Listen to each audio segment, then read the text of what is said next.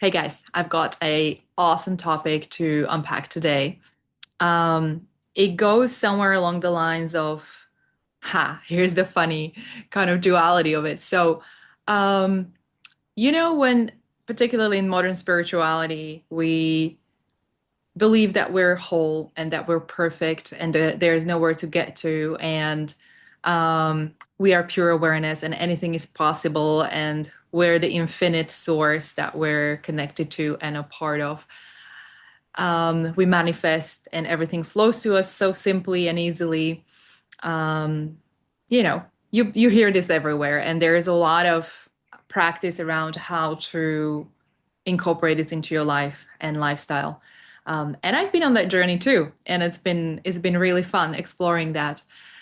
At the same time, you would notice as you do that you hit a lot of resistance, and where that resistance is coming from, it's mostly it would be your mind and your emotions, and most probably your habits, your actions. Um, the body and the mind is hardwired in ways of doing and believing that are based on the past, right? And a lot of this past has been traumatic and painful. And so our internal system has created ways to protect us from experiencing the pain again.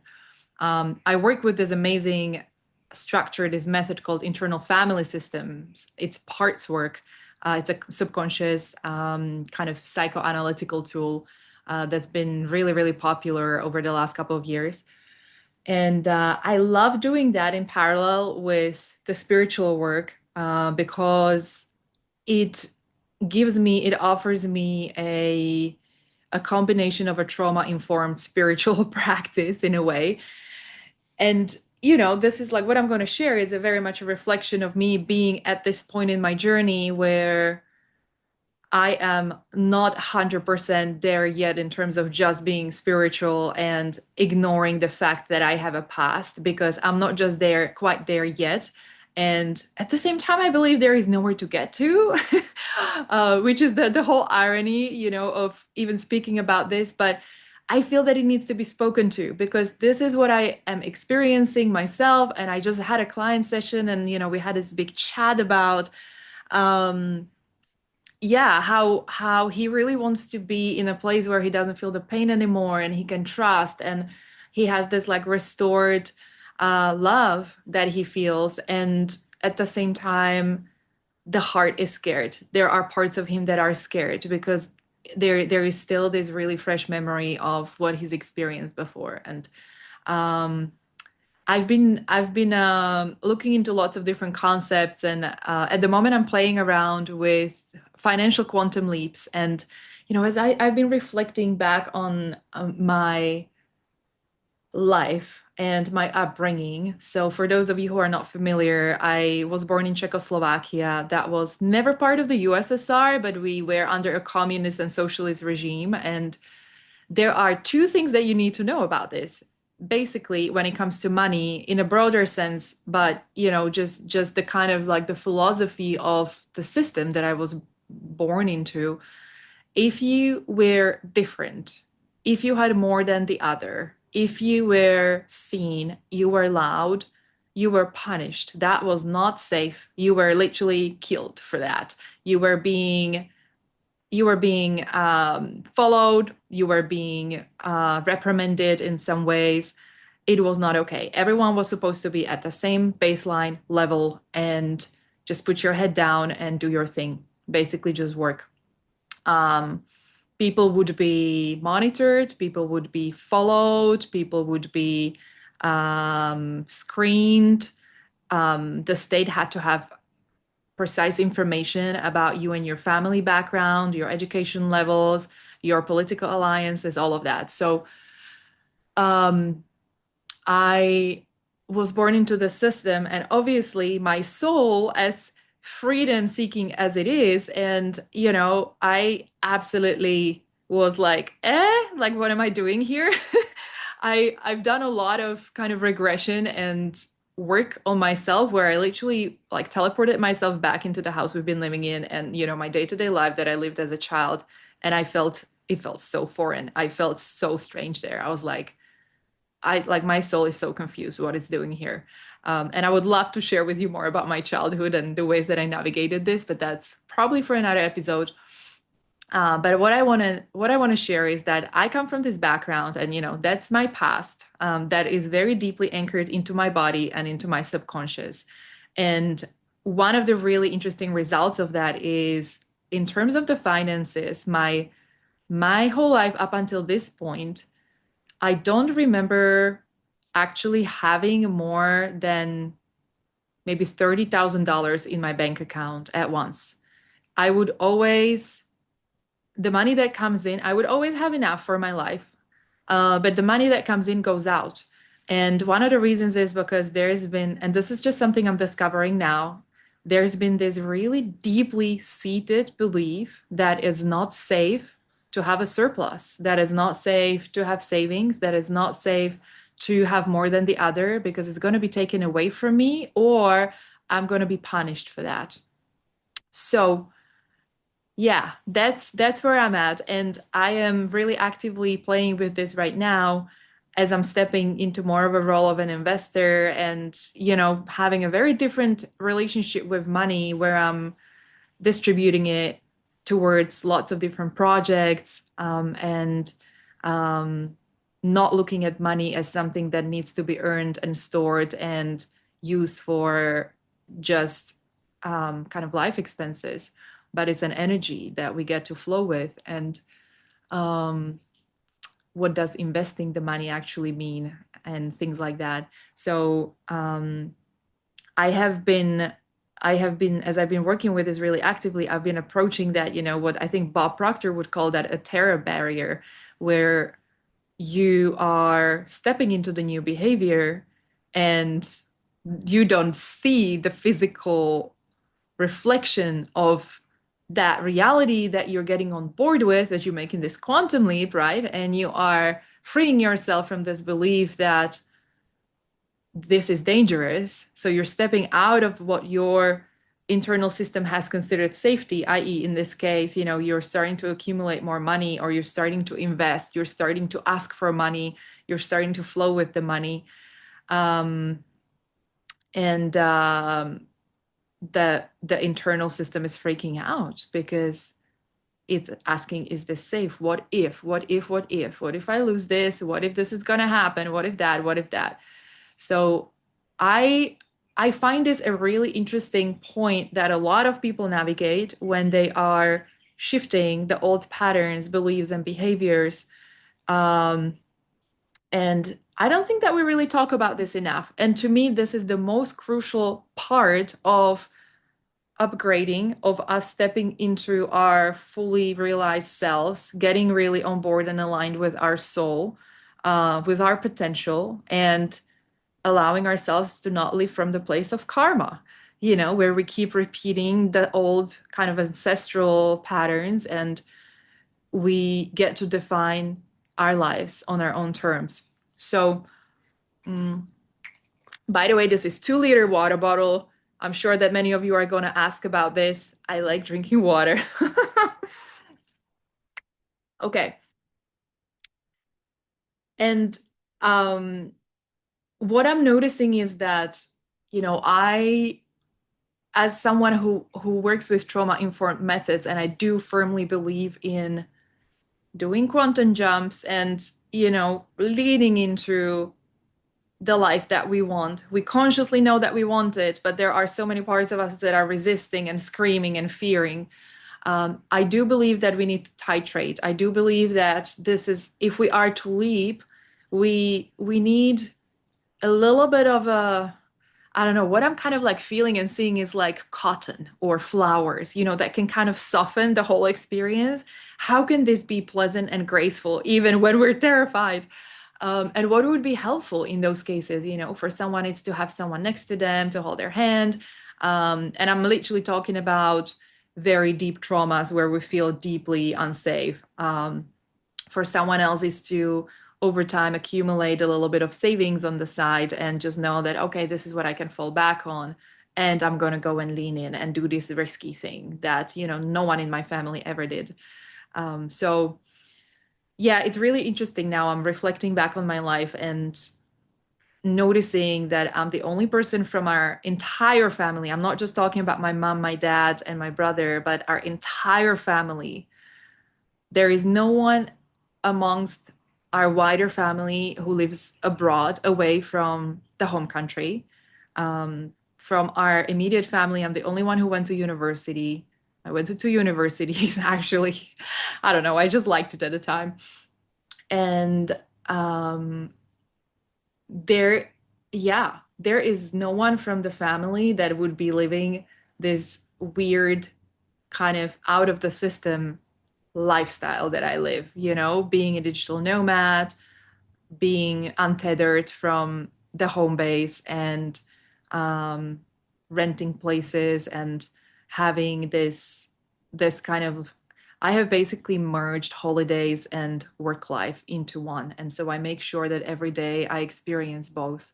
Or some days, I have a little bit more of a holiday life, and some days I have a little bit more of a work life. But I have basically stepped out of what is considered ordinary where I come from, and um, I've designed life on my own terms. And in order to do that, there were many decisions that I had to make along the way, and many of these quantum leaps where I felt the little threads of my past, pulling me and being like, oh no, but this is safety. And, what happens if?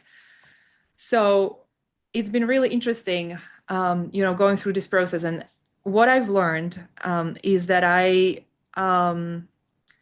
always did that with just there was this, like, there were many times, there were periods when I felt like that's literally the only thing I can do. Otherwise, I'm gonna kill myself. Like I would, when I was having my first major existential questioning, that was about 12 years ago when I lived in London.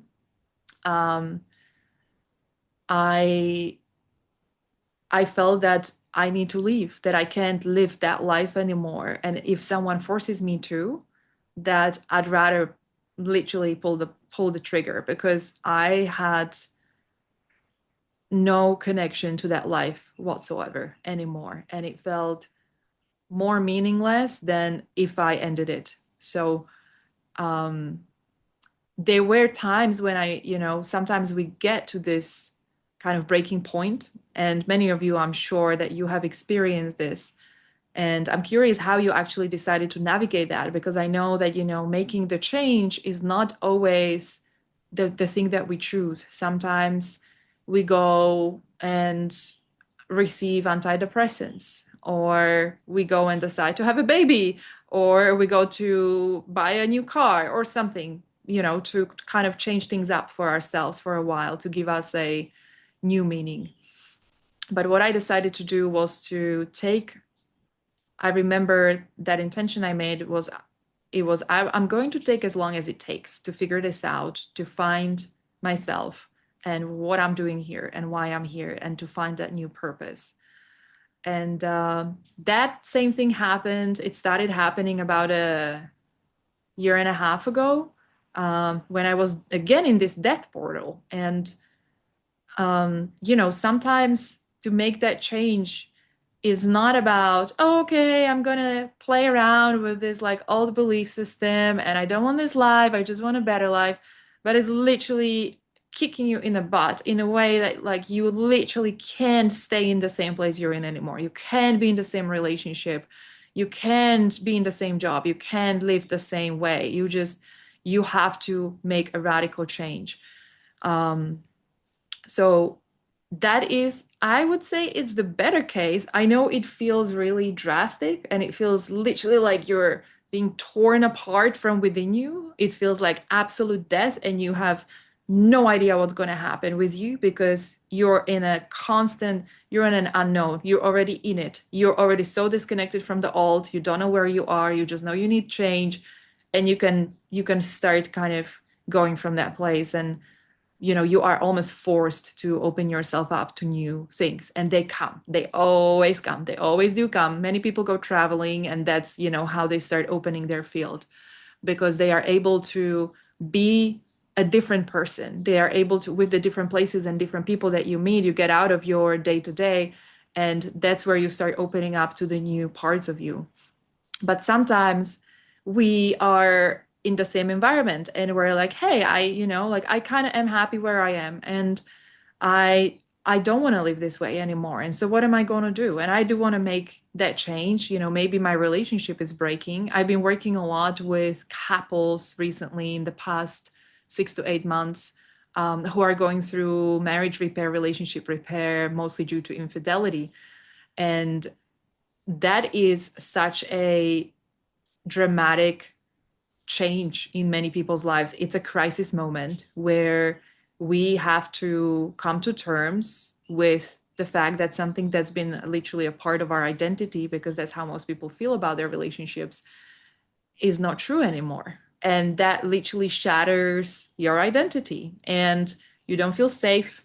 You don't feel like yourself anymore. You don't know what's true anymore.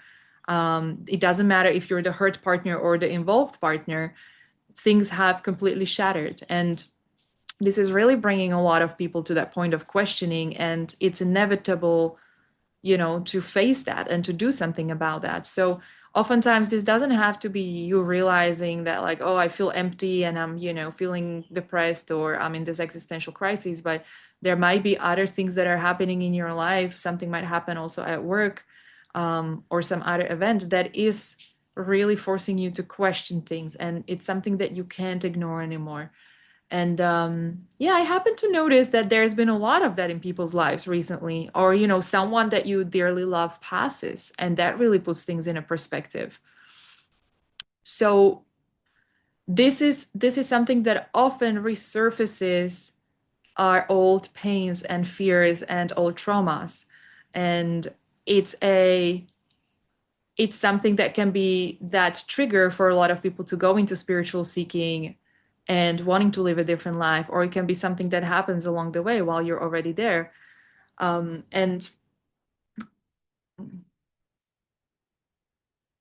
gotta drink water when you're in Bali. It's really hot. um, it's really critical to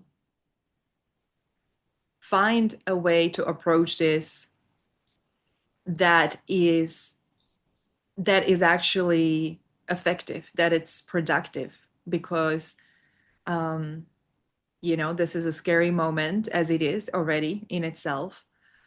So it's already exposing you to a lot of unknown. And at the same time, you are going to have to make it through that unknown. And you are absolutely 100% going to end up being a different person. And that is very scary. That's very scary for many parts of you. I don't necessarily like to say the word ego as it's like a catch-all term. I would say for your protectors, for the parts of you that are trying to maintain the old ways of operating, because that has meant safety, even if that means that it's been self-sacrificial or compromising in some ways to your well-being, but it has kept you safe. And now, kind of thinking back about this idea with the money, that I'm going through, how can we make sure that we are staying open and curious about, the new person we want to become, and at the same time, we are not ignoring what's alive in the body. And at the same time, we're not seeing ourselves as broken. There is nothing to fix. This is, to me, this is like the ultimate paradox. This is the ultimate dilemma. And to allow for both of these states to be here at the same time, to acknowledge, our humanness, and the fact that there are protector parts that do remember an imprint of a pain from the past, and continue reappearing and continue remembering that pain when something reminds them of a potential threat, of an exposure. It's very important to acknowledge that that is still there, as well as and you're here in this moment, and this moment is the only one that matters, and this is safe because you are safe right now in this moment. It's like me recording this video. There's been I'm sure that a lot of you guys have this, especially if you have ever produced any kind of content or delivered a presentation. There is a preparation that goes into it, right? And you're trying to think about what you're going to talk about, and it's then that obviously comes with lots of fears, which are around, am I going to remember that thing? Am I going to say it correctly? How am I going to look? All this stuff. And for me to jump on the video and just flow and have no preparation, I literally just got a spark and I was like, oh, this is what I'm experiencing right now. Let me get on and talk about it because so many people are going through this. There is no preparation, there is no expectation, and therefore there is also no way for me to screw this up because there is no standard that I set for myself, right? And this is very new for me. This is literally the piece for me that I'm leaning into. And do I feel fear? Do I feel uneasy about it? Yes, I do. I feel weird because I'm like, who's gonna watch this stuff? There's a voice that's like, who's gonna watch this stuff? This is not perfectly rehearsed. I don't have a narrative. I don't have a script. I just talk about what's coming through here and now. And at the same time, there is this piece of me which feels incredibly alive when I'm here right now with you in this moment, saying the words that are coming to me right now in this moment. And this to me feels that I am fully present and there is nowhere else to get to. And this is perfection. So you see, there is this beautiful dichotomy, and I'm finding myself just like really vibing with this duality between the divine perfection and wholeness, and we are this flow of energy and creation at all times if we can stay present. And then at the same time, there are these parts of us that are remembering what it was like to be ridiculed. I did a lot of presenting when I was a kid, and again, going back to that communist regime and like how things were. Maybe you read that article that I wrote, the right way to be wrong. Like I would stand in front of the classroom, and if I had no answer, oh my God, that was the worst thing in the world. And I went back and I re-scripted these memories as I was doing IFS on myself because um, I don't want to have a memory that if I don't have an answer or there is a different answer that the teacher expects, that there is something wrong with me, right? But the body remembers, the mind remembers, and it goes into all these different kind of coping strategies, how to avoid that. And it does recreate that fear as I'm about to jump on a camera and talk, and all these thoughts come up, like, what is that person going to think? Is this going to be valuable? Is this actually what the world is going through? Like, who am I to say that this is what the world is going through? How do I know that? Is there a scientific proof? Everyone wants scientific proof these days. Where's the third party credibility? And for me to just show up on here and say, well, this is what I feel and this is what's coming through in this very moment. And I don't have any spirit guides or angels or astrology talking to me. And I also didn't study this and don't have a certificate to prove it. I'm just here because this feels valuable and it feels important to me. And I've been working with people who are going through this thing. So I know that it's not just me. This is all I have. This is all I have. And I also don't have many answers to these things. I'm just kind of jamming on this for quite a while and finding the ridiculousness in all of this. So um, basically, where I'm getting to is I I feel that there is a lot of value in us human beings, these beautiful souls that we are in these beautiful human bodies, to be okay with the fact that when we're getting closer to our soul's potential and purity and our purpose and that beautiful, beautiful light that we are all here to shine, and every single human being deserves to be in their light and to be seen in their gifts, however that looks like. For everyone, that's very different.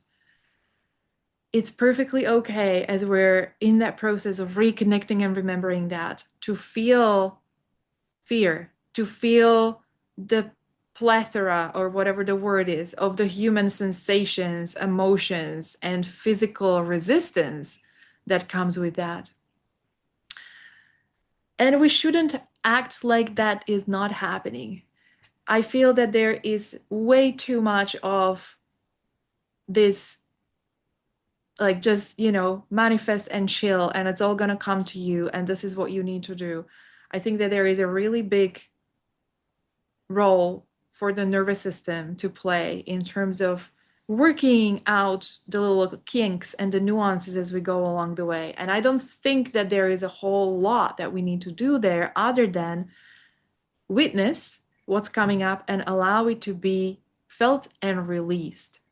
That's really it. I don't think that we need to pathologize. I don't think that we need to over manufacture this. I don't think that we need to medicate this. I don't think that, there is any kind of, pathology around people feeling anxious or people feeling depressed or people feeling suicidal, because most of this, or people having the ADHD, most of this comes back down to our body, our brain, our whole system doesn't feel safe. It doesn't feel psychologically safe, doesn't feel good where it is right now. And this is a sign, this is a symptom of something is out of alignment. We're either not stepping into what we're supposed to step into, or we're stepping into it and resistance is coming up. So, what I'm feeling from my own experience is that, one, trauma always wants to complete itself. It always wants to complete that trauma cycle, that trauma loop. And if it hasn't, it's going to try and do that for the rest of your life. And that can be your trauma, it can be ancestral trauma, it can be a past life trauma. I don't have too much experience with past life trauma stuff yet, but I have definitely seen how the similar scenarios are playing out again and again, same emotion, same thoughts, because it wants to complete the cycle and be released. So if you know about that and you can work with that, that's how you are able to move forward. And the other thing that I know for sure is that the soul is looking for the realization, for actualization, for it to feel alive. And if these two things are not being supported, if they're not being seen, then they do result in dis-ease. They do result in the slow dying of our soul. They do result in disconnection. They do result in us distracting ourselves with everything else and everything else stealing our focus so that we don't feel the pain. So all of these different diagnoses that I mentioned before, there's obviously much more that goes into someone feeling anxiety or depression, or even ADHD. Like, there is a massive role that our diet plays in these things. Oh, that's a topic for another chapter completely. But as far as our connection to our subconscious and our soul goes, this is just a very clear messaging that's coming up. And so my question, coming back to the same question, is how can we create psychological safety for our spiritual realignment? I'm not even going to call it awakening, because there is nothing to awaken to, in a sense. There's nowhere to get to, but we are on this journey. Oh, part of me is also saying, no, we're not on a journey, we're already there. You see, like, it's this constant, like, it's this constant holding of both views, that we're already there and we are already here, and can we be fully present, and can this feel uncomfortable, and can we be in the discomfort? And we are on the journey in a sense that there could be things that can support us as we are deepening that connection, as we are feeling more and more aligned and more connected and more at ease. One thing that I want to reflect on is, how I'm feeling in this moment. I feel such a big difference between, I was actually thinking, do I put this on my company YouTube channel where we already have some subscribers and there's a bunch of different videos? Or do I just put this on my personal one where there were 4 subscribers to start with and no videos? So I was like, okay, let's start with a clean slate.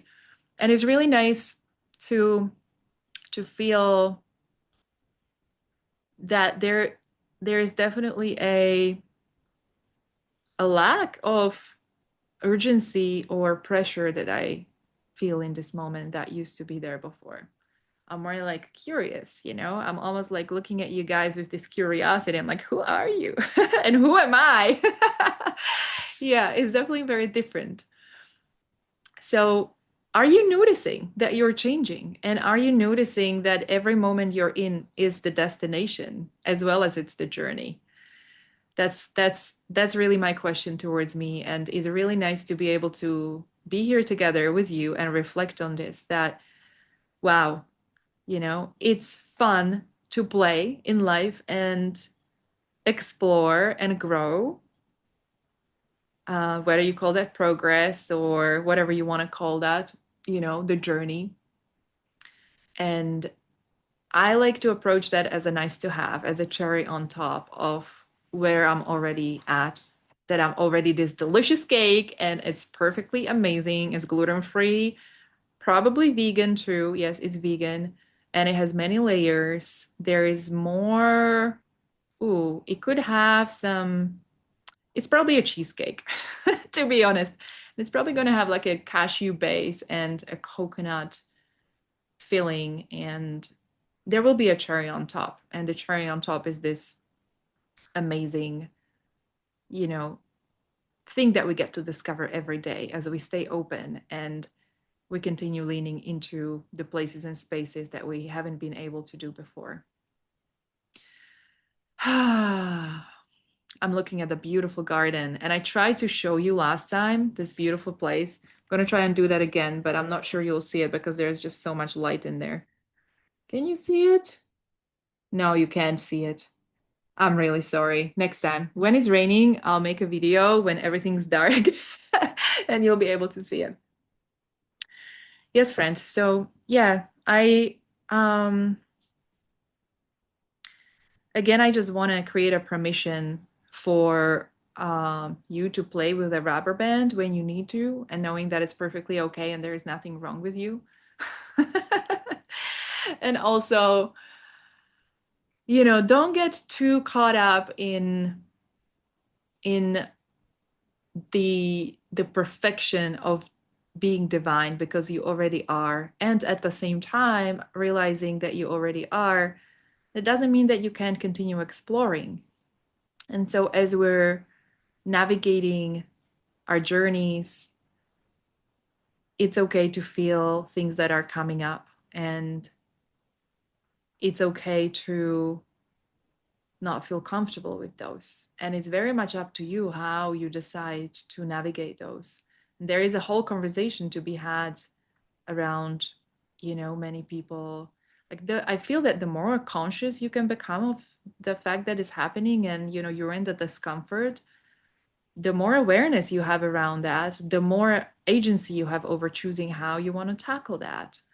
And what I see in the Western world a lot, majority of my clients, by the time they come to me, they are already taking antidepressants and, you know, anxiety meds and other things like blood pressure medication. Many of them have diabetes. As you can hear, I mostly work with people in the US, so this is just the state of normal. And I think it's safe to say that like over half of the human population is taking some medication at this point that they're dependent on. So I'm not saying that we shouldn't do that, but I would love to create a vision of a world that is working towards this idea that we don't have to be dependent on anything, and that we can feel whole, we can be clear of any dependencies. You know, that's been the path I've been walking, and I also want to share with you that my entire family is on blood pressure medications, and I was also diagnosed with high blood pressure in my 20s. Um, and last year, I was diagnosed with PTSD. I had claustrophobia attacks and panic attacks and anxiety attacks. I've been having an autoimmune condition for most of my life. So it's not like I have not inherited, some gifts to tackle, to play around with, and to transmute really into gifts.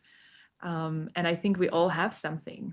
This is not to say that I was actually born right after Chernobyl exploded, and we were, Slovakia is bordering Ukraine, and my mom was called to the hospital for this special check, but they wouldn't tell them anything. And then years later, I was born, and they found out that I had suppressed cell immunity. And I mean, that's a pretty big deal, being exposed to radiation before you're even born. So yeah, I don't want this to sound like I don't believe in privilege. I don't think anyone is privileged. I think that we all have a backpack full of stuff, as we enter this world, and we all have different things in that backpack. And at the same time, it's very much up to us how we want to approach these different things in our lives that come into our way. Like, do we see them as gifts, or do we see them as something that just needs to take a pill, and we just become resentful and die a little bit on the inside because we are feeling broken? And I know really well that sometimes in some moments it's extremely hard not to feel broken, because everything around you is showing you that you are broken, that you are not safe, that you're not okay. So it's always about navigating that. Okay, I just tied this around my finger, so you need to see it, and it's getting really red, but it's a kind of a funny sensation. Um, it's very much about, understanding the everyone's got a different role in terms of their soul and what the soul came here to do. Whether you believe that or not, you are not just your body, you are not just your mind. And I'm not going to try and prove this to anyone. It's for you to find out. And there is a lot of amazing literature on this, many amazing people who speak on this topic. What is really important is, are you aware that you have a choice, and you can decide how you're going to approach your bag, the things that are in your backpack? Are you aware of that? And when I say this, is this actually triggering? Does this actually bring up some resistance within you? Because there is a part of you that doesn't believe that.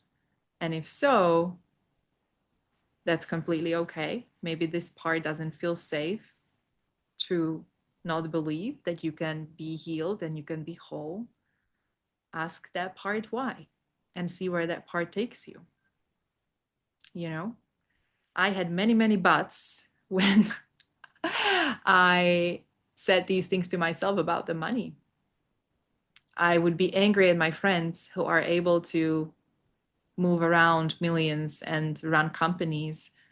I know that they come from a different background. I have friends who have been educated in terms of financial maturity by their parents, and they went to formal education where they received all of this. And I didn't, and that would make me feel really angry, and that would be my excuse. And I would say, hey, I'm from a poor background, we didn't have money for food when I was a kid.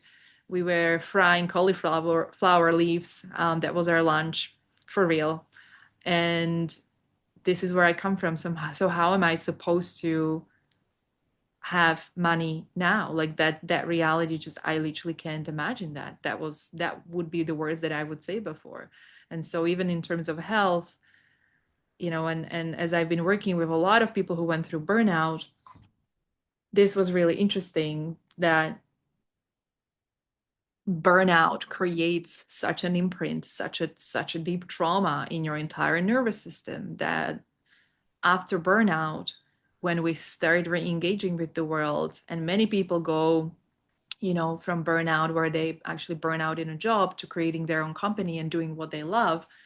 But they hit a ceiling, they hit this roadblock of um, not being actually able to fully step into that creation, because the trauma of the burnout that comes with being out there working more hours, it really just reminds them of the pain, and they're not able to shine their light because they're so scared that they're going to collapse again. And so there are going to be reasons why perfect health, perfect abundance, perfect relationship. Ooh, relationship, that's another great topic for another video. We'd be sitting here for 4 hours. Why the things that one part of you, I hope there is a part of you, maybe there isn't, and that's also okay, believes and knows that you deserve all these beautiful things, your dream, also doesn't feel safe. It's okay to feel that. It's this duality that we feel, right? And so if you just take one thing from this video, not about the finger and the rubber band, but about the fact that as you're becoming more conscious, as we're becoming more conscious of our desires and dreams, and they are starting to actually feel more concrete, maybe before we couldn't even envision what it's like being in a loving relationship, or having a job where we are seen and rewarded and in flow with what we want to do, or living in the place that feels so nourishing and beautiful and fun and exciting. As we start to build these out in our mind, in our body, through our soul, we start to connect to these more and more. It's perfectly okay that there's parts of us that feel that that's a threat, that it's a danger, that it's not safe for us to live that kind of life. And it comes up with all these different buts and ifs. So for today, can you just notice what those buts and ifs are? And can you do it anyway?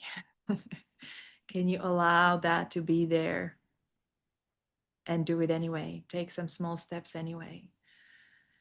And if you feel that the pain, the fear is way too heavy for you to take any action, and you feel paralyzed and you need to numb yourself, calm yourself through medications, or there is some more releasing for you to do, feel free to message me. I'm happy to jam on this together and see where you're at exactly, because everyone's nervous system is in a different place. And what is really important, that these protectors that have been protecting us and keeping us small our whole lives, that they're not being pushed. There can be a little bit of a stretch that we're doing, but in a safe way, in a loving way. For the most part, medication is not going to give you that. For the most part, this gets to happen with someone else assisting you through that process. So yeah, I had a really intensive body work on Friday, which was 4 or 5 days ago. And my arms are still hurting from that, because we've been working on the parts of me that are still holding on to my mom, who died last year. And I kept holding on to her, because one, it hasn't felt safe for me to admit that she is really gone. Even when I'm saying this, there's still part of me that doesn't fully believe that. If you've lost someone really close to you, you know what I mean. And even if you just went through a breakup, you know what I mean. And my little girl, my inner child, is holding on to her, and it's hugging her, and it doesn't want her to go. And I also saw myself in this scene of hugging her after she died. I actually didn't get a chance to see her body after she died, but I know how she died. Not ready to share that yet with you, but I try to resurrect her, and I try to hold her in that state. And so when I was doing got my finger on again as I was doing this bodywork session that was focused on trauma release and fascia release. We were working on the arms a lot, and there was so much tension. I was grabbing onto her, right? And in different parts of my body, there was so much sadness and so much of this like desperate cry and screaming that was still deep, deep, deep inside me, even though I went through so many releases emotionally and I've been doing a lot of work, through different techniques. But this was the first time I allowed someone to actually go deep into my body, into my tissues, into my fascia, because it hasn't felt safe up until now. And I started feeling like, okay, I'm more ready for this. And, it's been almost a year since my mom passed. And I remember at the very beginning, I was not available to the idea that she's gone. It took me about 5 months after her death to even journal, because I knew that if I would journal, I would make it real. So it's perfectly okay for you guys to take your time and really listen to yourself as you're going through this process, whatever it is that you're leaning into. If you're moving on from someone's passing, or you're grieving in some other way, or you're reaching for that dream, that terror barrier is a real thing. And no one in this world should be in the position of an authority to override your internal system and your knowing. But be aware, be there for yourself. Don't escape, don't run away, don't numb yourself. If you can, be there with yourself in a sober way, in a clean way. So this is my message for today. Thank you also for holding space for my emotions. I really appreciate that. Thank you for watching this. Thank you for your beautiful soul that has decided to be here at this time on this planet. Thank you for the internet. I'm so glad that we're able to connect. And perhaps you don't have many people around you who can truly hear you and feel you and see you right now in this phase of your life that you're in. So I know this sounds really weird, especially if you don't know me in person, but you do have someone. And I'm so grateful that we're connected in this way, because there were definitely times when I felt like I couldn't talk to someone I know in person about what I was going through. And then I found a YouTube video where there was just a person talking to my soul. So yeah, you are not alone, whatever you're going through. And I love you, even though we've never met. But, there is this familiarity that we all have. And, it all just goes back to the idea that we're all one. We come from the same place. So just know that this is safe, and you're doing it. You're doing it on your own terms. Trust in yourself. Really, really trust in yourself. And if you want some help, have some questions around that process, how to trust yourself, feel free to message me. You can just write a comment. Yeah, I still don't have any kind of official. You can find me on LinkedIn. Just type in my full name. We can connect there. That's really it. If anyone wants to get in touch with me, I'm sure you'll find a way. I love you guys. Have a beautiful day. Freedom! Finger is released. Choo! That's the mic drop. Bye.